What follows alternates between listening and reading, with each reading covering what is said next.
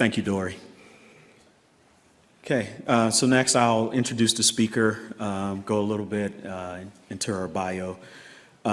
So Sonia Gipson Rankin holds a BS in computer science from Morgan State University and a JD from University of Illinois College of Law.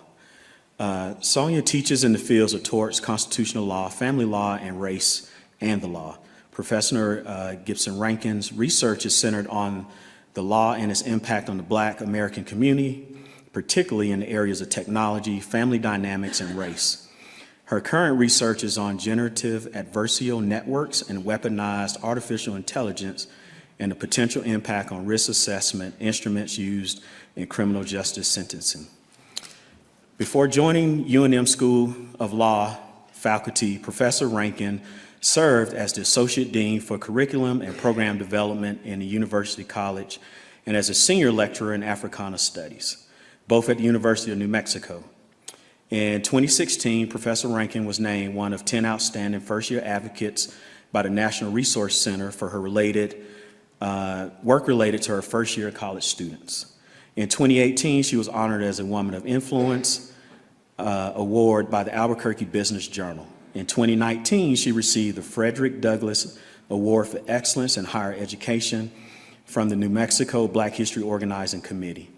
Professor Rankin is currently faculty advisor for the Intellectual Property Society at the UNM School of Law. Professor Rankin has been committed to her community, serving in the past as vice president of her children's elementary school, PTA, and as preteen volleyball coach through the YMCA. She has taught lessons on Black New Mexico history, the Constitution, and ethics throughout Albuquerque public schools, and instructed continuing legal education lectures through New Mexico State Bar on topics regarding technology and the practice of law. She is a former president of the New Mexico Black Lawyers Association and member of the State Bar of New Mexico Committee on Professionalism, the New Mexico Committee on Diversity, and the director of Women's United Ministry at her church. She is married to Eric Rankin and has 3 children: Naomi, a sophomore at Howard University studying mathematics, double minoring in computer science and biology; Sarai, a freshman at Morgan State University studying physics; and Isaac, a freshman at Volcano Vista High School.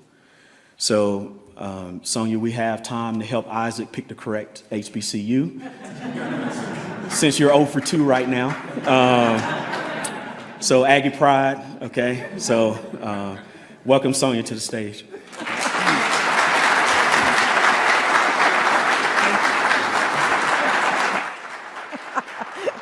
All right, good afternoon, good morning. Oh, come on, I guess they didn't know me yet. Good morning. Here we go. All right, listen, here's the truth about it. I am a preacher's kid, not just one preacher's kid. Both my parents are ordained Baptist ministers. That means I'll keep you here all day until I hear what I need to hear. Here's the other complexity. I'm a professor, which means I get paid to talk. And I'm a lawyer, which means we can get paid by the minute to talk. So we want to have a good time here, but I'm so grateful for this opportunity to talk with you. I want to thank in particular Joshua James, who has been my escort. He has been really just fantastic. Can we give it up for Joshua James? I felt like I was coming on to some kind of top secret military thing. I had to go to an undisclosed different location, blindfolded, spun around 4 times, and then I just arrived. So I feel like we're getting ready to get into something kind of fun here. But thank you to our illustrious leaders of this laboratory, of this Air Force base, and the work that you do. I'm excited to kind of talk with you about this idea, arcing towards justice. And when I was asked to come and join you today, this theme kind of popped out at me. And I don't have many places that I get to go speak where I can talk about weaponized artificial intelligence. And people say, yes, finally, the real thing that's holding us back as a society. And I'm like, finally, I'm very honored to be here. The computer science blurred within me that would rather be in cosplay somewhere is excited to join you. So this feels very good. That boy, the last one, Isaac Rankin, he's 14, and in about 5 minutes, he'll be giving a speech for Martin Luther King Day in Rio Rancho. And you know, as a mom, you don't like to miss that kind of stuff. So please send up good well wishes for him and where he is.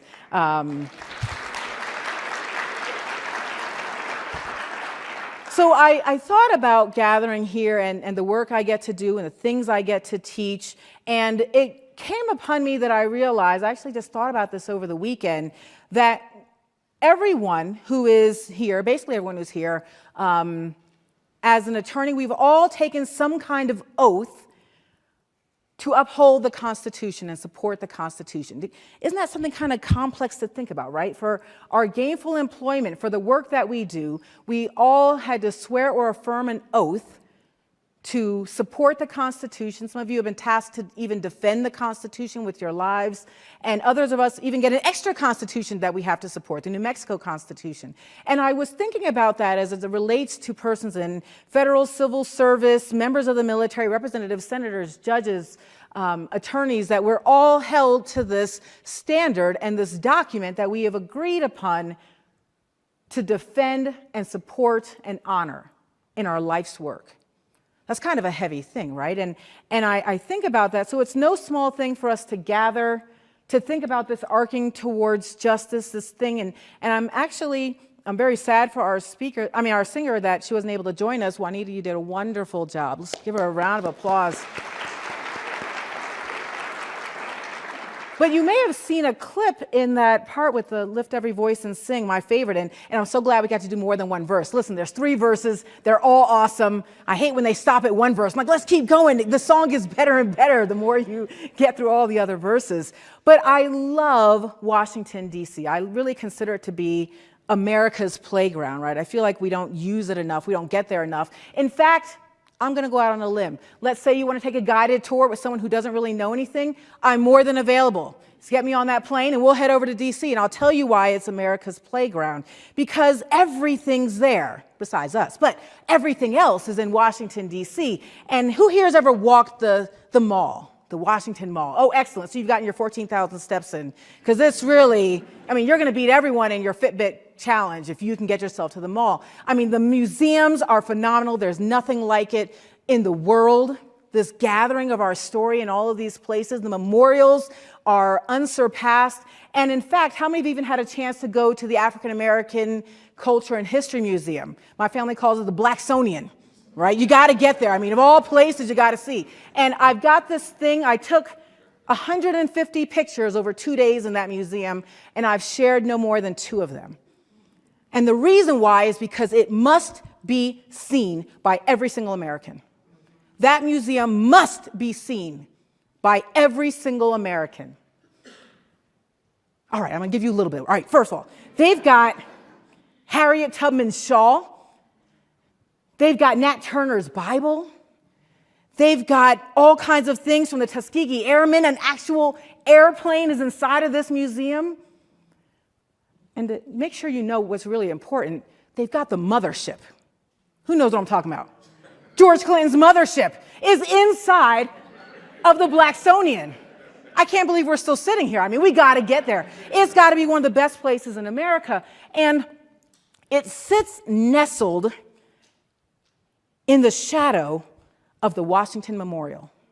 There's something pivotal about that, right? That I watched it when it was being constructed. I went to talk to people who were there to help people stay off the ground so they finished building it, and went back once it was completed, and I glanced upon it and watched this foundational thing that is really at the base of our country sit nestled right at this foundation of the first president of the United States. You've got to get there. On one end of the Washington Mall sits the U.S. Capitol, and on the other end sits what? The Lincoln Memorial.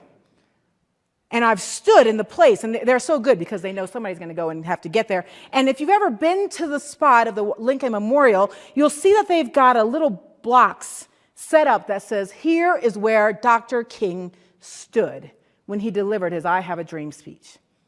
And I've stood in that space, and I've read his speech out loud to the strange children that were running around and eating Pop-Tarts and whatever else. But I wanted to be in that space. You've got to get there. You've got to physically put yourself in that time and that space and imagine what was there. And when they created it, and they had it in the video, so I thought it was so great, my husband and son and I got a chance to go just in October to the Martin Luther King Memorial. Who here has been to the Martin Luther King Memorial? Once again, why are we still here?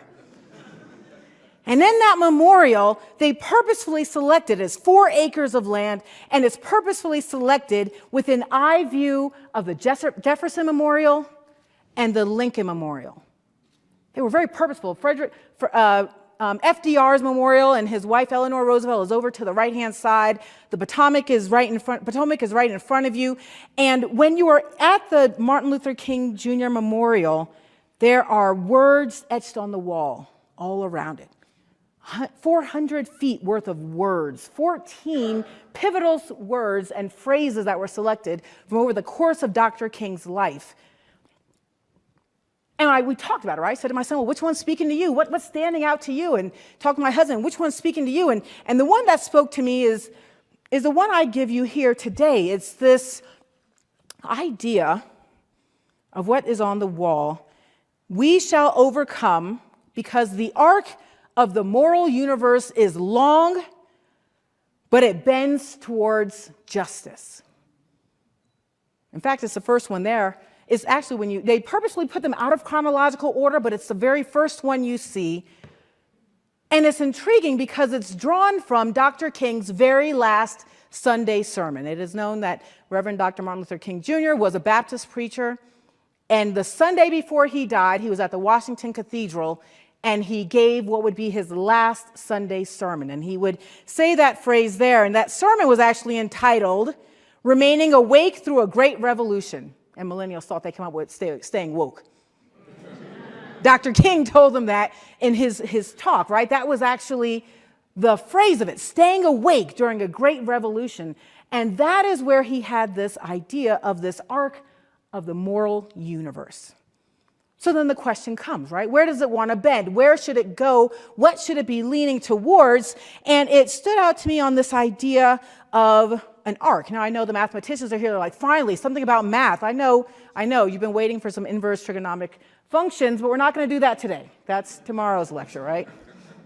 But arcs are pretty complex, and it's easy for us to start to think that arcs are arches. They're not. Arches are actually these man-made things. They are already kind of created. What's the most famous of arches?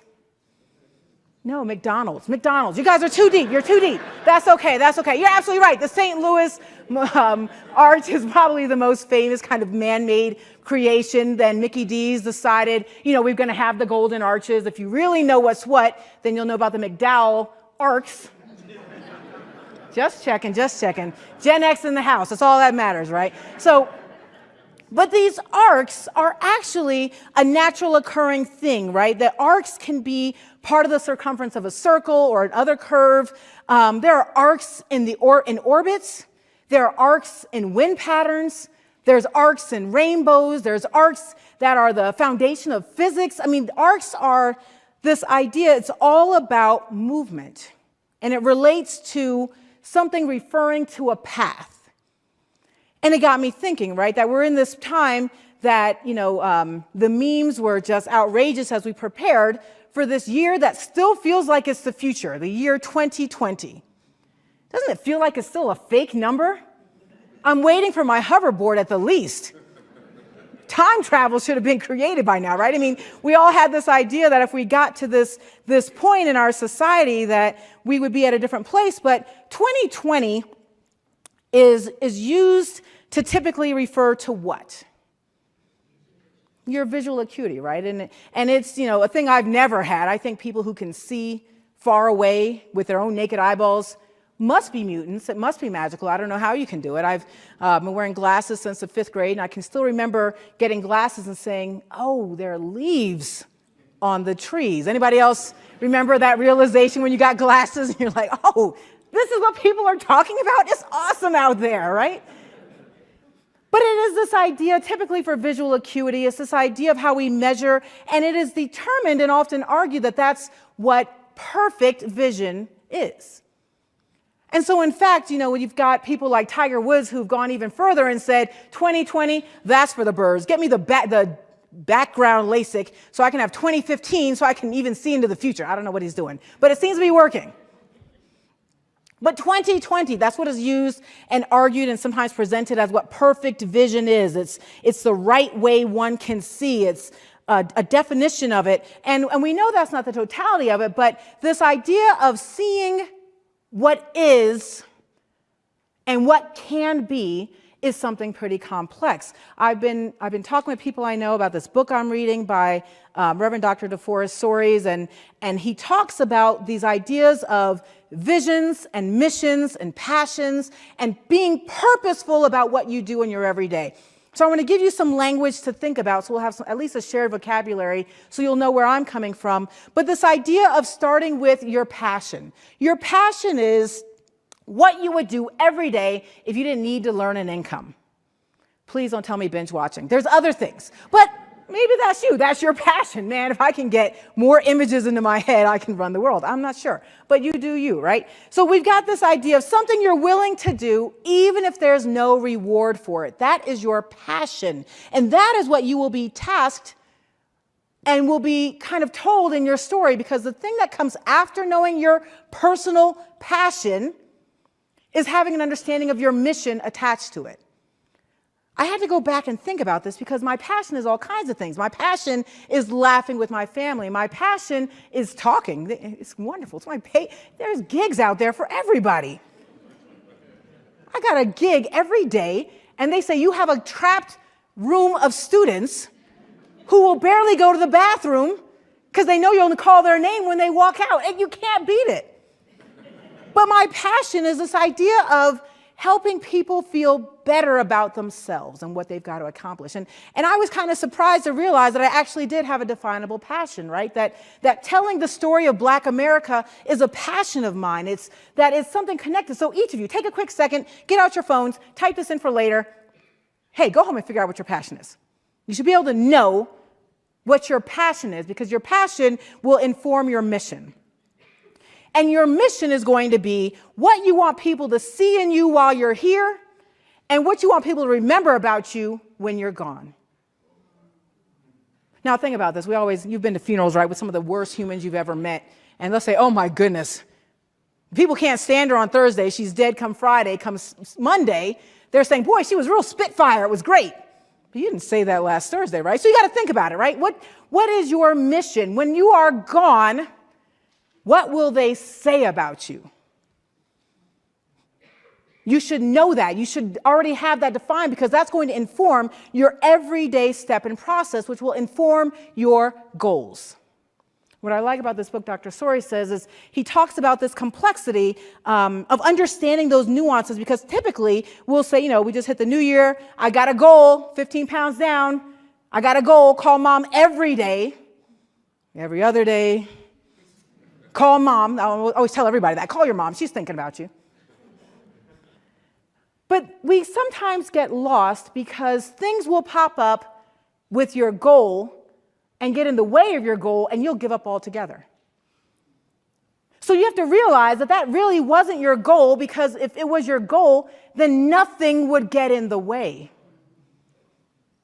So think about this, right? Think about the United States and President John F. Kennedy, and he is working to understand that we're in this race for outer space. I mean, we talk about Space Force now, but there was an original idea that we've got this race for space against who? What nation? Then Russia, right? So we were trying to decide, how can we show United States superiority, and we decide that we will show it through the space race. And what did President Kennedy say we're going to do? We're going to get a man on the moon. Now, we could have picked superiority by feeding all our children. We could have picked superiority, and anyway, different day. But we begin to work as a nation to get a man on the moon. That's the mission, right? The mission is actually American superiority. We're going to do it through the goal of getting a man on the moon. And how do we use it? How do we get a man on the moon? What do we use? Science.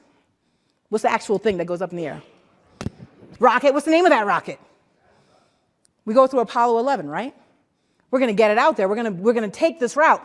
What happened if Apollo 11 malfunctioned and never made it off the platform? Do we give up? You go to Apollo 12, an Apollo backup, an iPhone 25. I don't know what's next. Because you have to realize that your mission is different than your goal. The goal was not a man in space. The goal was this other thing, and we're going to get there in all kinds of ways, and nothing is going to get in the way of it. That's the kind of vision Dr. King was talking about. That's that kind of complex layering that needed to go into it. This is why Dr. King's message kept moving over his time. So that got me to this idea of thinking about his vision and what was he wanting to envision in this moral arc. The arc of the moral universe is long, but it bends towards justice. His vision kept tying back to this notion of justice. And Dr. King would say, our lives begin to end the day we become silent about things that matter. That's real talk right there, right? That means that we have to say uncomfortable things. That means we can't hide away from the conversations that make us feel awkward. And that's why I was so excited to hear that your talk last year centered on this complexity of implicit bias and the things that will hold us back from having real conversations and understanding the different dynamics that we come with. And so in the United States, we have been struggling since the foundation of this country to determine where the balance of power lies. And the balance of powers is actually not in our separation of the branches of the government, but with our ideals of security, liberty, and equality. That's the mission. We get lost in it through all of these other implementations, but we can't get so lost off that direction of where it's supposed to be going. And so this idea of implicit bias and structural racism were some very hard things that Dr. King is going to be grappling with the shared society related to. In fact, sociologist Michael Walzer says this idea that membership is the most important good that we distribute to one another in a human community, that you belong. So how do I get to membership? Right? What's my path to get to membership? My path to membership is going to start from this place of giving you citizenship. That means I give you standing. I see a few law students in the room and a couple of attorneys, right? So you feel better, like finally, all we need now is an exception to hearsay and we can have a real conversation. But no, we're not going to do that. But this idea of membership comes from having citizenship. And I'm not talking about U.S. citizenship, but I'm talking about a right to a voice in the space. Whether you're heard or not, whether you get other people to agree with you or not, that's the next level. But right now, just this right to be accepted, to have a voice in that conversation. And in order to get to citizenship, I actually need freedom. It's kind of interesting, right, to think about membership, the most important good we can give to each other, to say you belong, starts with this idea that I'm going to let you have a voice to tell me how you feel about things, comes from this idea of freedom. And if you wouldn't look at how that attaches exactly to the 13th, 14th, and 15th Amendment of the United States Constitution. 13th Amendment, what happened in the 13th Amendment? About abolition of slavery. What happened in the 14th? It's going to come with citizenship, right? What's going to happen come the 15th? Able-bodied black men will be given the right to vote. What's going to happen come 1919? We'll add women in too. Took them a minute. Took them a couple minutes. But thinking about this idea, right, of this right to vote, to cast your idea, connected to this freedom of citizenship that is attached to this idea that a person is free. These are the things that Dr. King was talking about. And what comes down to the core idea is, what is the cost of you not being allowed to belong? There's an actual cost attached to it if I say you don't get to belong in this space. And Justice Antonin Scalia in 1995 is going to say, in the eyes of the government, we are just one race here, and it is the American race. And this is pretty tough because we run into this thing inside of us that says it's not right to look at people differently. But we do know that people live and are raised in different types of spaces. So these ideas of how great it is to go off-roading can mean something different if you're worried about being stopped by the police. These ideas of how great it is to walk in your neighborhood and kind of listen to the coyotes tell you to get back in your house can mean something different if your community is not so safe because there's gunfire. These notions of the fun times you had in school on your swim team are different in schools that don't even have enough books for all the students. Our idea that we come from different spaces is hard, and we've got a colorblind constitution that is trying to solve problems of a color-conscious society with colorblind solutions. And that's hard. That's why we end up in these spaces we are. I like to teach it from this pedagogical teaching method I call the Inception pedagogy. How many of you have seen Inception? It's one of the best movies ever. In fact, it's on Netflix right now. Go get your cousin's Netflix password. Go watch Inception. And in the movie Inception, there's this key point that really speaks to me, which is, how can I get an idea so deeply within you that you don't know where it comes from? I tell you to think about an elephant. You're going to think about an elephant, but you'll know you're thinking about an elephant because I told you to think about an elephant. But how do you just know I'm thinking about an elephant? Where did that come from? I also attach it to this book by Malcolm Gladwell, which is called Blink. How many of you ever read Blink? Malcolm Gladwell, he's got a lot of fun stuff out there. And in Blink, it's this idea of how an art collector can look at an art piece and in the blink of an eye know it's a forgery. That's that instinctive thing. That's that bias. That's that training that has been given to them. And it attaches to what I call this racialized ideology of who are these people and how should they be treated. And we all act on it in the blink of an eye. Dr. King knew this. He knew this when they put him in that Birmingham jail. He knew this every time he got arrested. He knew this when they threw bricks at his head in Chicago.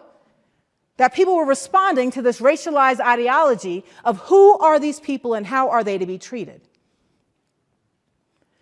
Frantz Fanon talks about this in this idea of cognitive dissonance theory, and this idea that we can hold an idea so deeply within us that we can't even tell where it comes from. And when we get counter evidence to it, that core belief is so deeply held that we'll do whatever we can to not break that core belief. So the parent who says, I believe in everybody equally and there's no problems at all, but sees a black man walking down the street, moves her purse to the side, moves her child to the other side, says, it's a good thing we treat everybody equally. People shifting themselves and to protect themselves in elevators because people of certain races walk in or walk by. That's that core belief, right? At the same time that you're saying we're all equal, those are the hard things that Dr. King was trying to get people to grapple with when addressing a lot of the inequities in society. And Dr. King at Cornell College in 1962 will say, legislation can't solve this problem, only education. And he's dealing with this thing that people are saying that it was wrong to take a legislative approach to address the ills in our shared society. They said legislation can't solve the problem, only education can solve it. But then Dr. King said judicial decrees can't solve it, executive orders from the president can't solve it. Only with education and changing attitudes through education will we be able to come to a solution to this problem. Let's use our schools differently. Let's use our community norms differently. But then Dr. King said, it may be true that the law cannot make a man love me, but it can keep him from lynching me. That there's this balance that we've got to go after. It may be true that the law cannot change the heart, but it can restrain the heartless. And that is what we often so and we have to do in society through legislation. This role that we play because you and I get a chance to select the persons that represent us in our shared society. Frederick Douglass would talk about the Constitution in 1860, and he would say the American Constitution is a written instrument full and complete in itself. No court in America, no Congress, no president can add a single word thereto or take a single word thereto. It is a great national enactment done by the people and can only be altered, amended, and added to by the people. Frederick Douglass understood that it was the Constitution that didn't see blacks as equal from the very beginning, but had a method to correct it over time. I find that to be this really deep, complex thing to analyze. Justice Thurgood Marshall would talk about that more in the 1980s when dealing with the 200-year anniversary of the United States Constitution. But we've got this document that is still at a place of not dealing with the ills that we're struggling with in our society. And that's where I get excited about the research I get to do with artificial intelligence. That's where I think Dr. King would want us to go as a society. I'm making that up. I have no clue if Dr. King would care about AI. But I like to think that Dr. King would say, Sonia out there in New Mexico, go do something. I don't know how he talked. But he would say, you're tasked to do something about artificial intelligence because it has become this foundational shared conversation that is moving rapidly. So the Pentagon's Defense Advanced Research Projects Agency, known as DARPA, put out a call a couple of years ago, a huge call, a $2 billion call. How many of you have heard about DARPA's call related to AI? This is a huge deal, $2 billion to move artificial intelligence. The goal is to get artificial intelligence in the world to be at the level of the amount of common sense that an 18-month-old has. That may not make a whole lot of sense, so let me say it one more time. Right now, the artificial intelligence that is helping with your Snapchat filter, that is determining your credit risk, that is determining your sentence and pretrial sentencing, doesn't have the common sense of an 18-month-old. And we're willing to spend $2 billion to get it to that point. Makes that filter about you with the dog face look a little bit different, doesn't it? No small thing that when the Apple Card came out and it started giving husbands and wives with the exact same shared credit history different credit amounts, it was thinking like a toddler. Listen, just because it can beat you in chess and it can get you the fastest route on the highway does not necessarily mean it should be in all of the places it's been implemented thus far. The understanding that we're at a place, and I talked about generative adversarial networks. What's my research? I'm so glad you asked. This notion that the research and generative adversarial networks, if you play with the way code is written, it's not quite a guy or gal in the basement anymore just writing code, right? The code writes itself. It's pretty phenomenal what they do. So when, think about George Jetson, right? When he just pressed the button and put his feet up, that's where we are. That's the only part of the future that's come real, right? Is that there's a George Jetson somewhere pressing a button. But the code is writing itself, and as it's writing itself, it's testing itself against a data that's actually white noise, right? It has real data, it has white noise, and it goes about, and there's a detective, right? The detective looks at the fake code and says, nah, that's fake, that's fake. And the fake code has to keep getting stronger and stronger and stronger until the detective can't tell what's real and what's not. That makes it to the future. And that is your Snapchat filter. Go to this website, not right now, but later, called This Person Doesn't Exist. Who's ever been to that website? It's the best website in the world, thispersondoesn'texist.com. And it's literally unreal people that have been created. We've done this with voices, where you just type in a thing and you can sound like Yoda. I don't think Baby Yoda's talking yet, but it'll sound like the Yoda we all remember. And it can sound like anyone in the world with just a sentence worth of their information. And this is a fascinating new place we're in, and legal scholars and scientists are thinking, what can we do if we're not dealing with privacy issues of people's real data, and we just make a whole fake world to play off of? There's enough military people here and defense people saying, oh my goodness, they're doing that? Yes. Because what we know is that data set has already been hacked, and this is why, if you look at the research online, you'll look at a picture of a cat and the computer can't tell if it's a cat or if it's guacamole. It can't tell if it's a turtle or if it's a rifle. This is the concerning kind of thing, and this is being used to determine whether or not you should be permitted bail or not.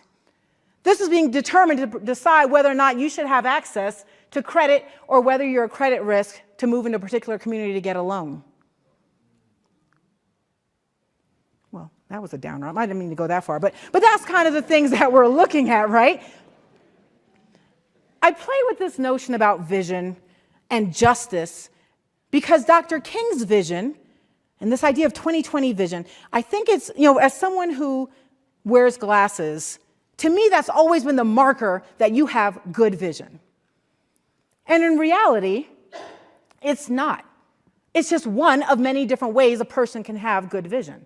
Another way you can have good vision is night vision. I know once you lose that, you're like, it's amazing, you can drive at night. Peripheral vision. Any marching band people here know how important a company front is? You're not allowed to move you guys know, you're almost supposed to stand at attention. Marching band, clarinet, bass clarinet, anyone? Band nerds, that's okay. That's okay. Thank you.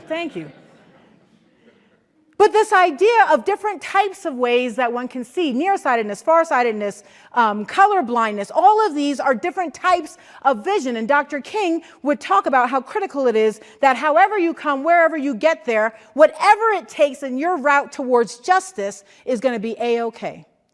So I like to think about this idea that my grandmother, I'm half Panamanian and I'm half Louisianan and I'm 100% Jersey girl. So with that combination, I've seen a lot of America. But my Southern grandmother, every winter and every Christmas, would make an extra 15 sweet potato pies and deliver them to the juvenile detention center so that the young boys there knew somebody out there was thinking about them. My Panamanian grandmother, when she came to the United States and got her citizenship and when was engaged, became a foster parent at the age of 75 and was an emergency foster care home so that children who needed to be removed from their home at 2 in the morning had a safe place to go. With one of the best women I know.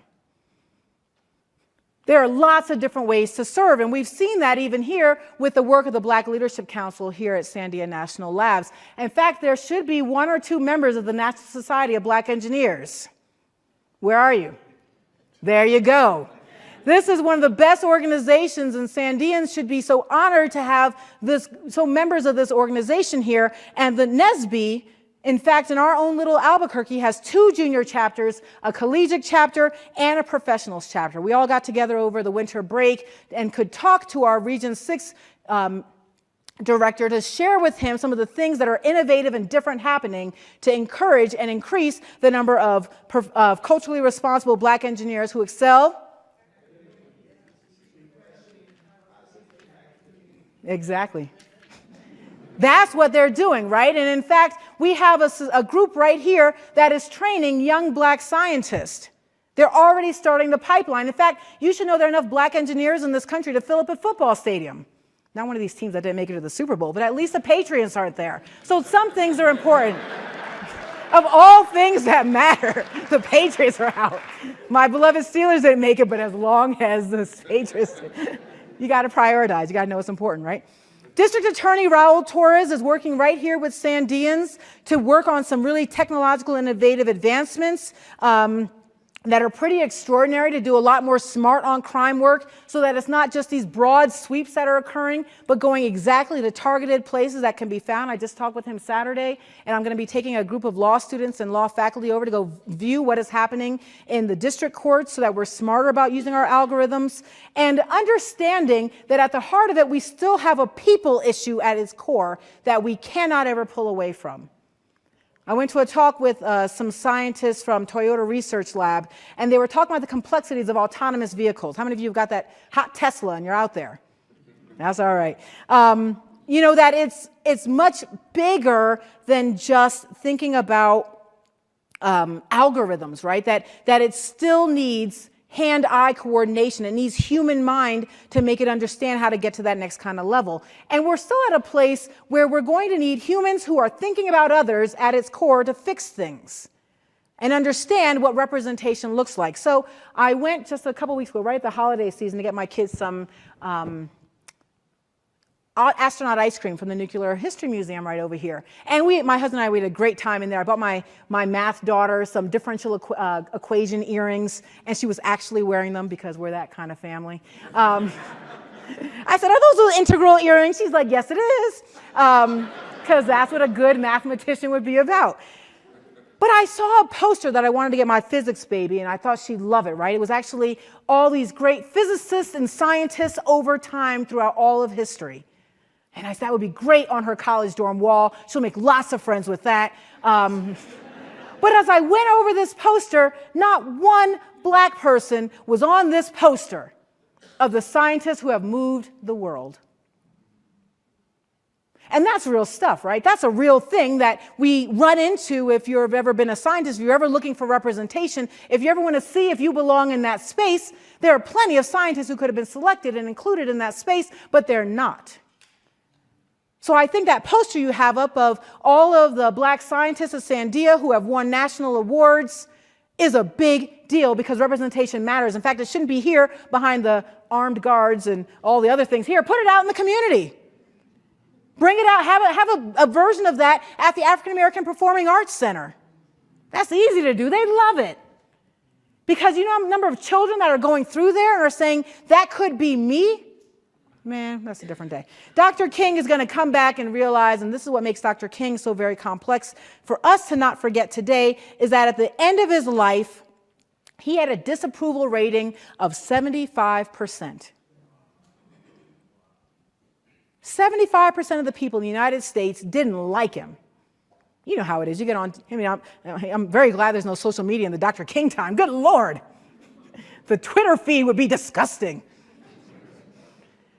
But at that time, 75% of the people didn't like him, and he was struggling with understanding that this vision was complex because the first set of solutions were not fundamentally changing the shared society, right? And when the Voting Rights Act of 1965 would be signed, 5 days later, the Watts riots broke out.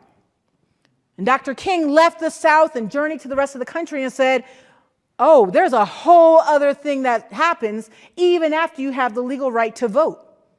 And he began to fight at the next level for the Fair Housing Act and for a number of other fundamental changes that need to happen. By the time Dr. King was near the end of his life, President Lyndon Johnson wouldn't even take his calls. They don't tell you that all the time, do they, right? Black Americans were upset that he was going to be getting in the way of the work that Lyndon Johnson was pushing. Younger Black Americans were upset because they couldn't feel the demonstrative change in their lives. And I think we have to think about that today, right? I mean, we're in a place where it feels like a lot of the pieces in the United States are fixed.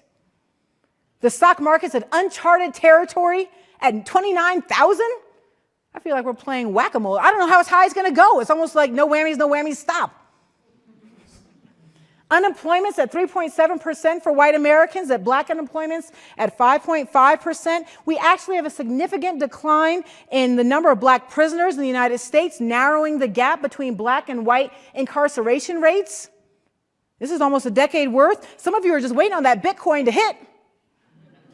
It's actually up to $8,668 as of last night. Gas at Costco yesterday was $2.03. It feels good, right? Then why has the Center for Disease Control said that youth suicides have increased 56% in the last decade? There's something fundamentally wrong when everything looks so right and our children feel even more hopeless. That's what Dr. King would be getting at. That's where he'd be starting to get concerned about these things that aren't fitting quite right, but he would be encouraged. Because that arc of justice is going to be bending towards justice. Things aren't going to feel right. Things are going to get off. But because we're not going to get lost in that mission, the goals will adapt to the needs of the people. The Constitution will adapt. And we will understand where our needs as a society fit into those kind of things. There's this story, and people of Jewish faith celebrate Purim, which is celebrating when Queen Esther, the queen of Persia, would save the Jewish people from execution by Haman, an advisor to the Persian king. And in the story that's written, it says that she got a little nervous because her cousin Mordecai said, hey, you got to go tell the king, don't kill us. And she's like, man, I'm not on his agenda till next week. You know, it's my scriptural interpretation. And Mordecai says back to her, I said what I said. But what he said before he said I said what I said was, if you remain silent at this time, relief and deliverance will arise from another place. And who knows that you didn't come to your royal position for such a time as this? That's what Dr. King's talking about with that bend. It's going to get right. All the things that you wake up and say, this doesn't feel right, it's going to get right. But like Mordecai told Esther, how do you know you're not where you are because you're supposed to be part of the getting it rightness? That's some deep thing to think about, right?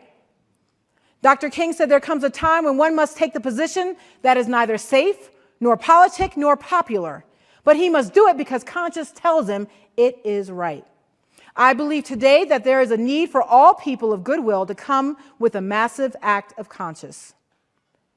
Dr. King wanted us to think about this freedom. Dr. King didn't want us to lose fact of our shared membership and how we're going to take care of each other. And I'm so honored to have had this opportunity to chat with you. Congratulations on the work you're doing here at Sandia Labs, at Kirkland Air Force Base, and the myriad of ways that you work to defend and support our Constitution, that you work to give everyone a shared space and equal voice. Thank you. Have a great day.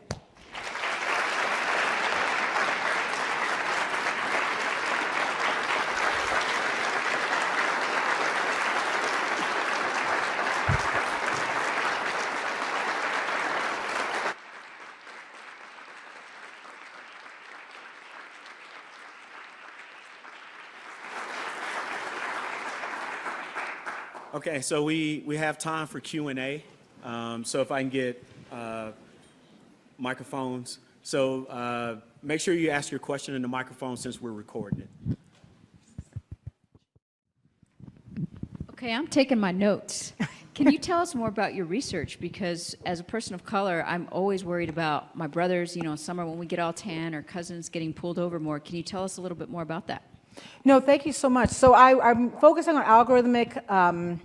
Actually, I'm part of a working group with a number of scientists, computer scientists from the University of New Mexico, political scientists from the Poli-Sci Department, and from the Santa Fe Institute, and law professors. So we are working on we're part of the interdisciplinary working group on algorithmic justice. There are no marketing people, so our name's kind of weird. But we're actually just put together a proposal that went before the Housing and Urban Development related to some changes they wanted to make with the code, they want to make with the code for housing that would permit defenses for people to say, well, the reason I discriminated is because the algorithm said it was okay. And so we wrote a formal response combining legal theory and computer science work to explain some of the complexities with that ideology. And it was actually picked up by Forbes.com. So if you go to this Forbes article and then click once and then click once and then click once more, you'll see my name attached to that. So that's some of the work that I've been working on was with some of the algorithmic complexities. And the fact that it pops up in so many places, right? Who would have thought Housing and Urban Development was thinking about algorithms? But they are. And in fact, the only way they added it in was as a defense to say why I discriminated. We're also working with some state senators to look at Compass. It's the software that was designed for for parole that is being used in different places across the country for pretrial sentencing. So any good coders in the house, any computer scientists, right? When you design code, it's meant to design for a purpose. But if you are using that code for a different purpose, you cannot determine the outcome of what it's going to be doing. And so we're going to be looking at that with a particular product called Compass that is being used in the criminal justice system here in New Mexico. It is locked up behind proprietary complexities, so there are a lot of legal implications to find out what the code is doing. Basically, it's going to determine if I should be released or not. And you say, well, how'd you come up with that idea? Did you look at my arrest history? Did you look at how I performed in prison? Did you look at my Facebook? Did you look at my mom? What did you use to determine that I am or am not going to be a high risk of recidivism? So that's some of the other things that we're kind of working on in the community. Sonia, great talk. Oh, thank you. I have a question. So when we talk about kind of the arcing of the moral compass, and you mentioned kind of getting it right, it's going to get right. A lot of work around diversity is focused around intersectionality now. So not just being a black person, but maybe you're black and female, or you're Native American and something else. So kind of a confluence of multiple different statuses. Do you have any examples, maybe in education or on the law side, or maybe even technology, where we're getting it more right in terms of intersectionality in specific groups? Oh, that's very interesting. Good question. Thank you for that question. So intersectionality, for those that don't know, is a term that came from this idea that you are multiple parts of you, all the parts of you, right? The middle child version of you, the person who plays an instrument part of you, all of these things, and your immutable characteristics all work to combine into who you are. Patricia Hill Collins, Kimberly Crenshaw are some of the scholars that got us to that idea. And I would have to think a little bit about where it's working, because I sometimes, I got to publish, right? So I'm looking at things that are going wrong. And one thing that's really hard is that in the legal system, we don't have an intersectionality box, right? So if I've been discriminated against because of my gender, there's a route to take for that. That will come under Title IX. If I've been discriminated against because of my race, that's a Title VII, right? But there's nothing to say I was dealt this way because of I was this race and this gender. And that's some of the complexities that we're looking at. This is what I think makes the algorithm work so hard, because right now, if the code is writing itself, I don't have anyone to put on the stand. Right? At one point, I could have put the scientist or the code writer on the stand and say, well, why did you write this line of code? And all the coder is going to say now is, I don't know, the computer just kept doing stuff and just got smarter and smarter, or it just kept coming to a particular conclusion. Actually, one place that we're looking at some pretty nice results is actually the Arnold tool that's being used here in Bernalillo County. That is being used for pretrial sentencing. And if you watch the news, it might feel like they're just letting everybody out of prison. But if you actually go a little deeper into the work that's happening, the Arnold tool is pretty clean comparative to other products across the country being used for pretrial sentencing. So that's where they're looking at intersectionality, or we might say multiple variable entries into coding. Thank you, Dan.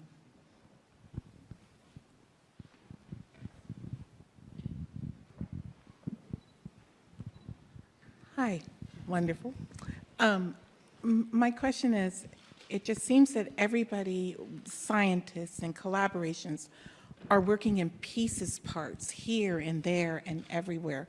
Is there any way, I don't want to say a collect, where everything can be collected at one time, so that things are either, not everybody's reinventing the wheel, that there are some parameters that are like. So it sounds like you're waiting for the Borg. And yes, how at do some you point. So that's why I think our interdisciplinary working group is so much fun, because we've got people of social science background, computer scientists, legal scholars, who are all looking at the same topic from all of our different vantage points. It's pretty unique because we're one of the most multicultural versions of this around the world, around the country, where these different scholars have got together, and on top of our intersectionality of different experiences, that we bring all of those into those places. So I think, once again, our universities, our formal partnerships, I believe Sandia's got a pretty nice working relationship. Please hire our grads, keep me gainfully employed. But that we have these very smart collaborations across cities like Albuquerque to make those relationships in private-public partnerships. And that's why I love the Lobo Rainforest. How many of you have been here to the Lobo Rainforest? I think it's one of the best things in Albuquerque in terms of an incubator of new innovation that can happen in our city. There's a hand in the back.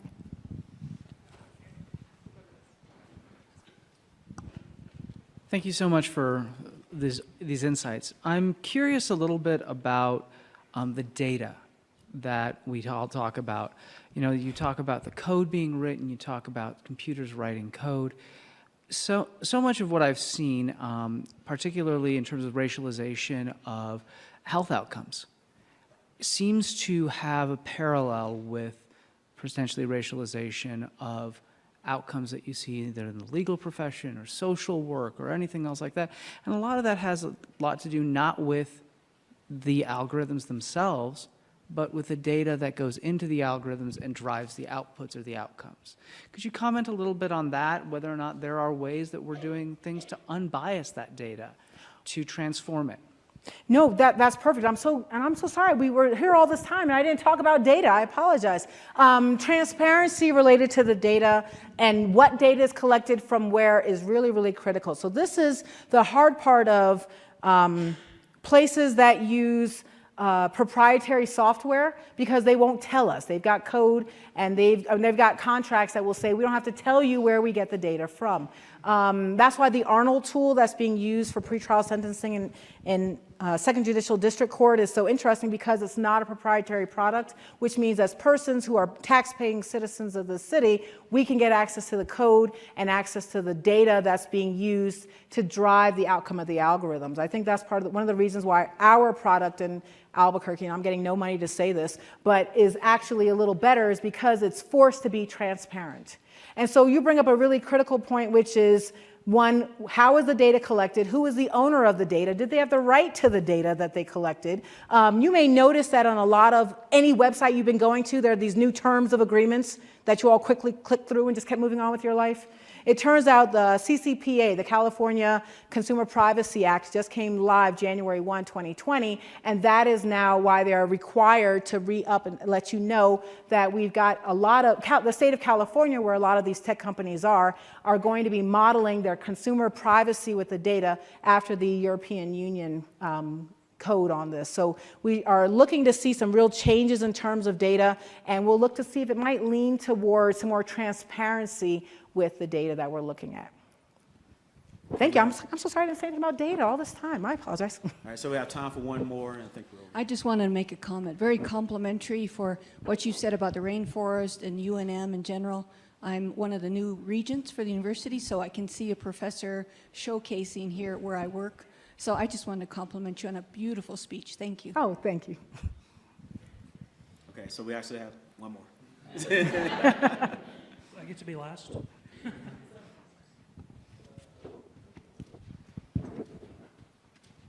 Can you hear me? Yes. Okay. Well, I was going to follow up to your question prior. What impact do you think making these algorithms open source would have? So I'm raised on BASIC. Anybody here coders? Who here learned BASIC? I'm BASIC, Pascal, C, C++, JavaScript, and then I got out the gig and went over to study statutes. I'm not a Fortran. I'm not an OK Boomer level. I'm just, Gen X, right? I'm still at the Gen X level. But I think that, so, when you think about code, and when code kind of got locked down, right? When Bill Gates kind of led to this, code is intellectual property, and the change of Linux and this idea of open source operating systems, part of me gets excited because persons watching from the outside can kind of audit what's happening. But the other complexity is the fact that the way code is written now is a weaponization, and the fact that these deep neural networks are so hackable. And all we know right now is it's been hacked. We don't know who, we don't know where, we don't know what kind of hack it is, and by the time we fix that hack, the next hack has already happened, and we're still behind the ball on it. So I like open source just because I've liked watching my husband move from Ubuntu to Gentoo to the next operating system he's after. Red Hat was cool for a little while, we got out of that. But the harder part of it is, how do we have enough security to ensure that it hasn't been manipulated in a way we can't see? So I don't know, is my long answer. Okay, all right, thank you. So if you wait here. So I'll have